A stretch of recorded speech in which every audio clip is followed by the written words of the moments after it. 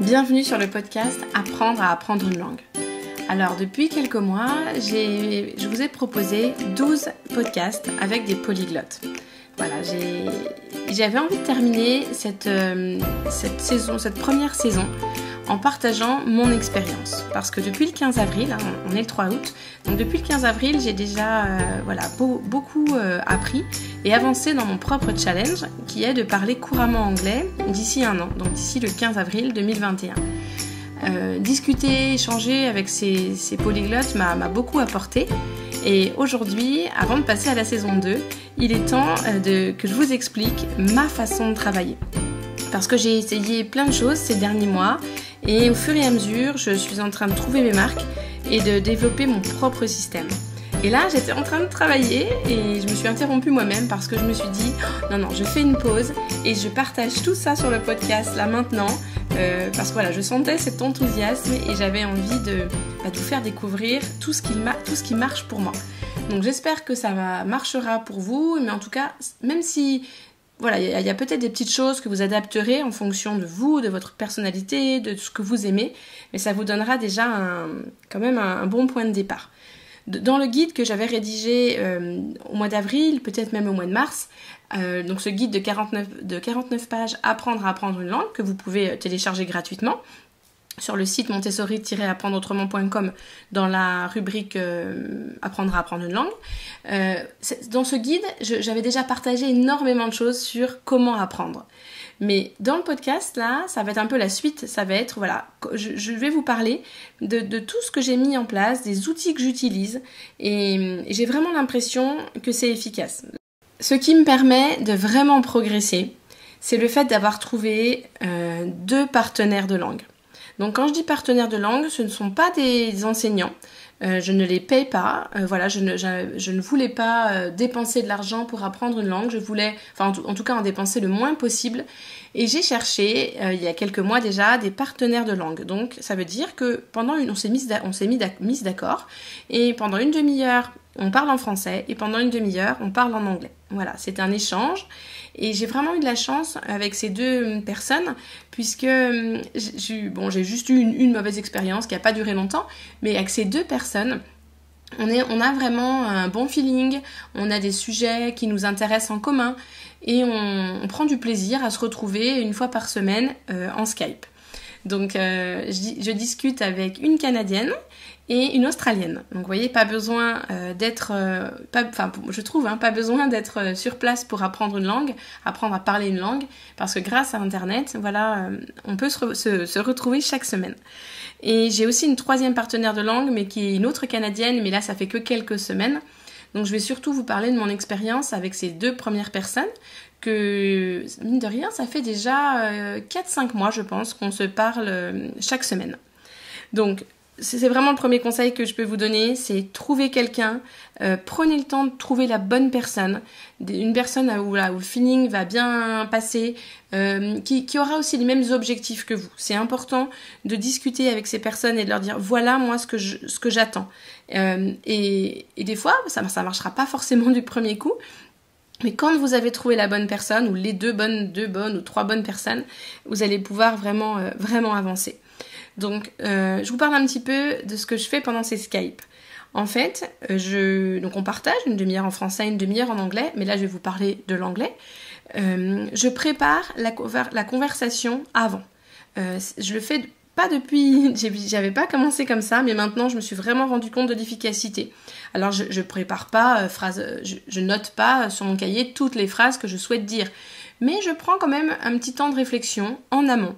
Si par exemple, je veux raconter quelque chose qui m'est arrivé ou à ma famille, et ça me permet c'est plus facile que quand on a directement la personne en face de soi, parce que là on va pas la faire patienter 5 minutes, le temps de trouver nos mots. Donc je vais sur DeepL quand je suis bloquée et que j'ai besoin de traduire un mot que je ne connais pas, et j'essaye déjà de réfléchir pour pouvoir partager quelque chose avec cette personne.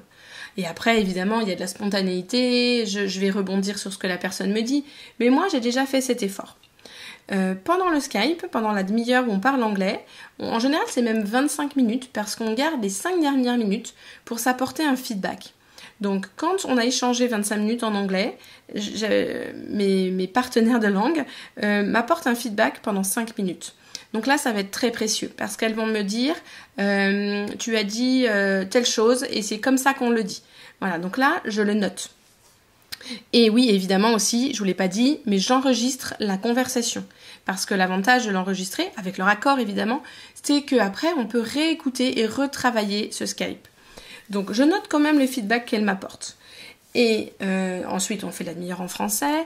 Et quand, quelques jours plus tard, je vais retravailler, en fait, en réécoutant le Skype et en notant les phrases que j'aimerais... je les avais comprises, ces phrases, mais je ne serais pas forcément capable de les énoncer par moi-même. Donc, du coup, je les note. Voilà comment ça se passe pour les Skype. Et avec une de mes 2 partenaires, on s'est rendu compte qu'on avait un sujet qui nous intéressait en commun, l'intelligence émotionnelle. Donc, ce qui est super chouette, c'est que là, évidemment, je me prépare à lui en parler la prochaine fois. Je vais vous dire comment. Et ce que je fais, en plus d'un Skype par semaine, c'est qu'on est toutes les 2, on a créé un groupe WhatsApp avec un groupe pour ma première partenaire, un groupe avec ma deuxième partenaire. Et chaque jour, on prend le temps de s'envoyer par WhatsApp, à l'écrit et à l'oral, une petite phrase.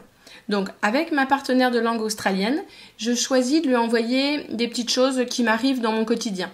Voilà, donc j'aimerais, on se connaît un petit peu plus personnellement, parce que j'avais la chance de la rencontrer à Dijon, voilà, à la maison quelques mois. Donc du coup, je vais lui partager des choses de mon quotidien. Et ça me permet de développer le vocabulaire du quotidien. Ma fille s'est fait arracher dedans, bah voilà, au début je savais pas le dire ça en anglais. Et avec ma partenaire de langue canadienne, on a choisi de s'envoyer des phrases en rapport avec l'intelligence émotionnelle. Donc, par mes lectures, je prends des phrases, du coup qui sont correctes, hein, puisque elles ne viennent pas de moi, ces phrases-là. Et là, on va vraiment travailler la prononciation. Alors, avec mon autre partenaire aussi, elle va me corriger si la prononciation est pas bonne. Mais avec ma partenaire canadienne, elle m'aide à améliorer ma prononciation, parce qu'a priori, il n'y a pas d'erreur de construction dans la phrase. Et on a décidé de s'envoyer des phrases sur l'intelligence émotionnelle pour l'instant, ce sujet voilà, qui nous passionne toutes les 2.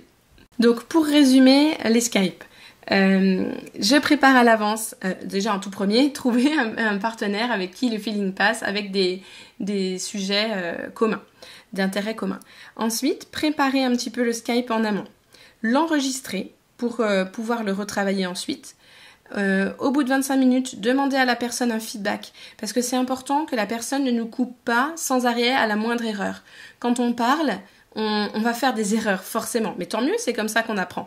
Mais on n'a pas envie d'être interrompu, on a envie qu'il y ait on appelle ça le flow de la conversation, on a envie voilà, que ça s'enchaîne. Si la personne nous dit « Non, on dit pas comme ça, non, on dit pas comme ça », bah, on va se sentir mal et on va plus oser parler. Donc, vaut mieux qu'elle nous apporte ce feedback au bout des 25 minutes. Ensuite, évidemment, je note les phrases du feedback pour bien les mémoriser. Et ensuite, quelques jours plus tard, je retravaille en écrivant, en réécoutant la conversation et en écrivant des choses sur mon cahier. Donc voilà pour les Skype. Et la deuxième chose dont je voulais vous parler, le deuxième outil que j'utilise beaucoup, c'est Blinkist. Donc là, je parle pour les personnes qui veulent apprendre l'anglais. Je n'ai pas vérifié pour les autres langues si ça existe.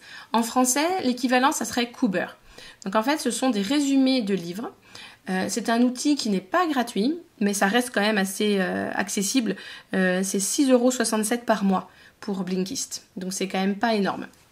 Et une quantité de résumés de livres vraiment impressionnante. Donc Blinkist, voilà, l'avantage, c'est que vous allez pouvoir choisir les livres qui vous intéressent, les sujets qui vous intéressent, il y en a une tonne, et vous allez pouvoir lire le texte et l'écouter en même temps. Donc ça, c'est vraiment hyper efficace.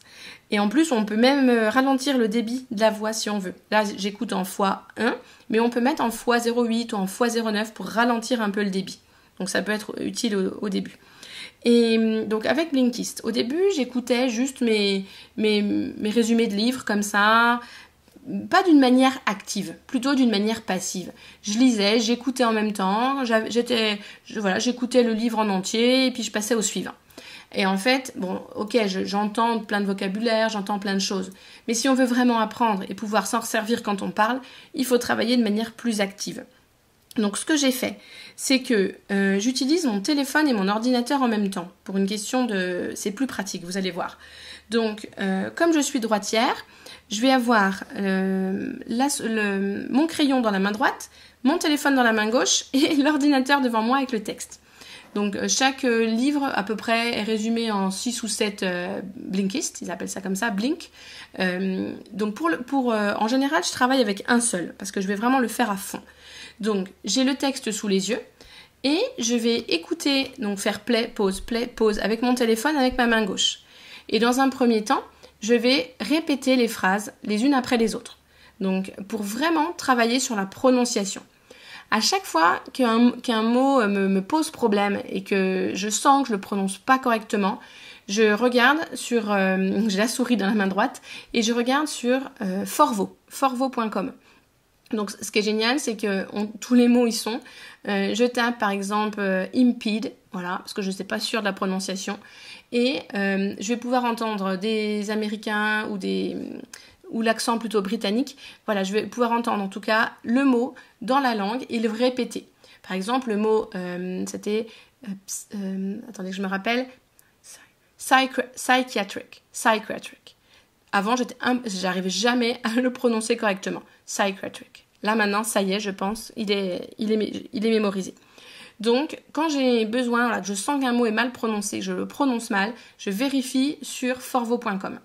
Si c'est un mot ou une phrase qui me pose problème, je ne comprends pas le sens de la phrase, je vais la taper dans DeepL. Alors, c'est pas tout le temps parfait, mais ça fonctionne quand même bien. Et voilà. Et parallèlement, avec ma main droite et mon crayon, vu que je suis droitière, je vais noter les phrases que j'aimerais retenir pour pouvoir en parler avec ma partenaire de langue.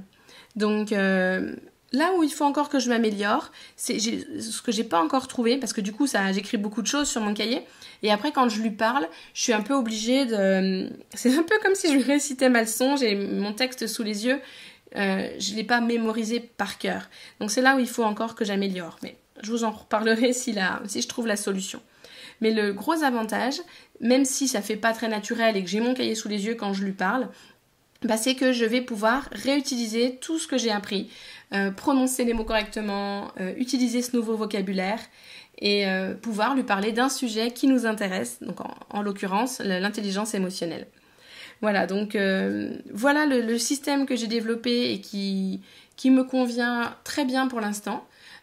Si ça marche pour moi, c'est aussi parce que ça m'enthousiasme, ça me plaît. Voilà, c'est vraiment, je prends beaucoup de plaisir à apprendre, à découvrir des nouveaux sujets, Voilà, la dernière fois, par exemple, avec mon autre partenaire de langue, je lui ai parlé de la pédagogie Montessori parce que j'avais envie d'être capable de le faire en anglais. Et puis, c'est elle qui me l'avait demandé, donc ça tombait bien, ça l'intéressait aussi.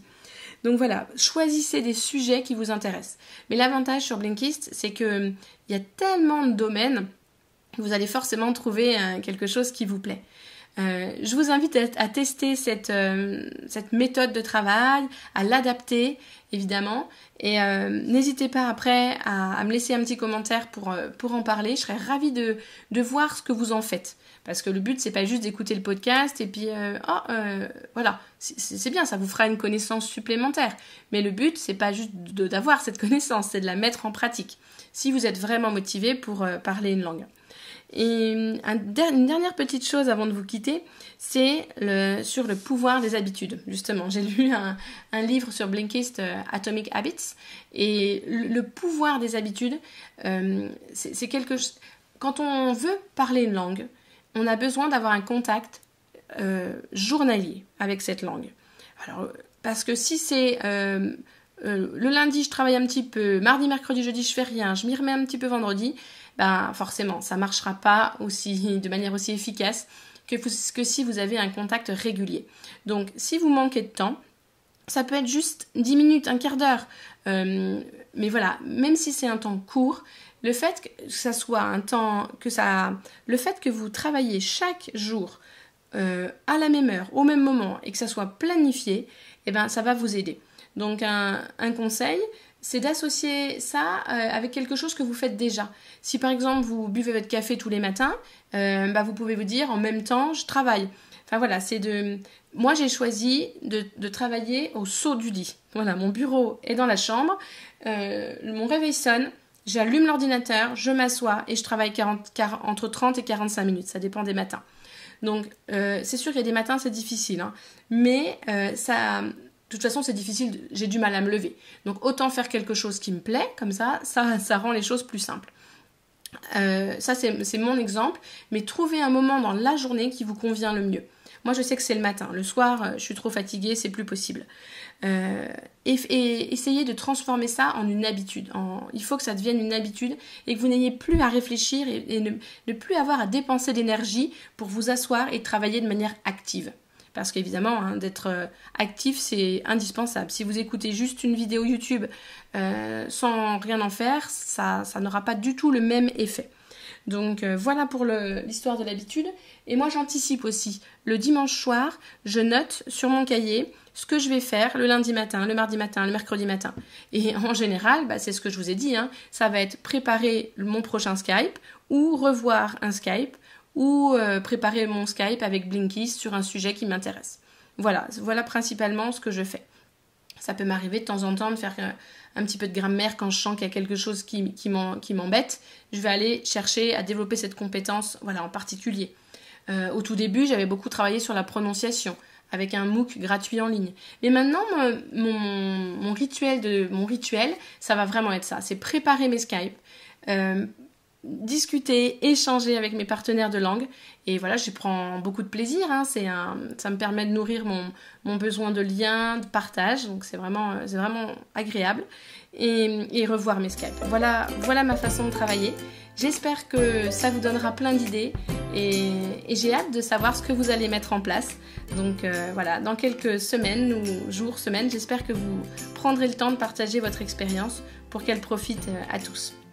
Je vous dis à bientôt.